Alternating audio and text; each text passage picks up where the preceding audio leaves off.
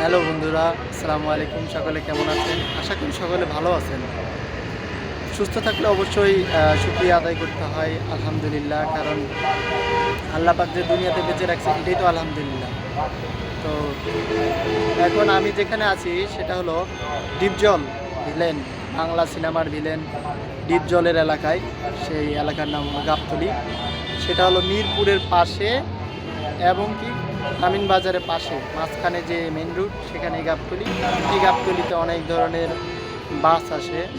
এখানে ডিপজল বাস, তারপর উত্তরবঙ্গের বাস আছে, হেনা আছে, ট্রাভেলস আছে, তারপর গাবতলী বিভিন্ন সার্ভিস আছে, মিরপুর মেট্রো আছে, এমনকি উত্তরবঙ্গের কিছু বাস আসে, হেনা, তারপর আছে আরও অনেক নাম, আমি এগুলো জানি না, এবং দক্ষিণবঙ্গেরও কিছু বাস আসে।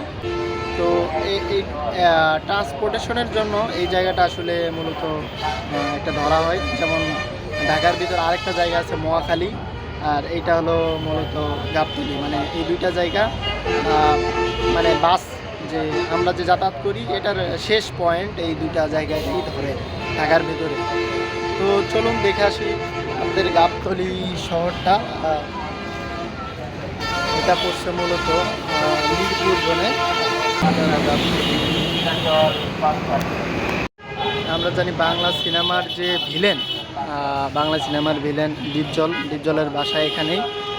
আর এখানে অনেক ক্রাউড, অনেক মানুষ বসবাস, জনবসতি অনেক।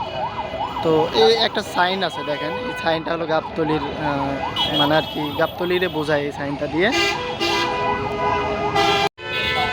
এই জায়গাটা প্রচুর ক্রাউড থাকে, অনেক সাউন্ড নয়েজ, মানে এখানে একটা সুস্থ মানুষ আসলে একদম অসুস্থ হয়ে যাবে। এবং কি এখানে অনেক ছিনতাইকারীও আছে যারা আসলে মানুষের কাছ থেকে ফোন হাত থেকে কেড়ে নেয়। আমি একটু আমার একটা ফ্রেন্ড ছিল, সে যখন এই গাবতলীতে নামার পর সে যখন রিস্কায় বাসার দিকে যাইতে থাকে বা বাসার দিকে রওনা দেয়, তখন তার ফোন রিস্কা থেকেই ফোন থাপা মারছিল, কিন্তু সে একটু চালাক চতুর হওয়াতে তার ফোনটা নিতে পারেনি।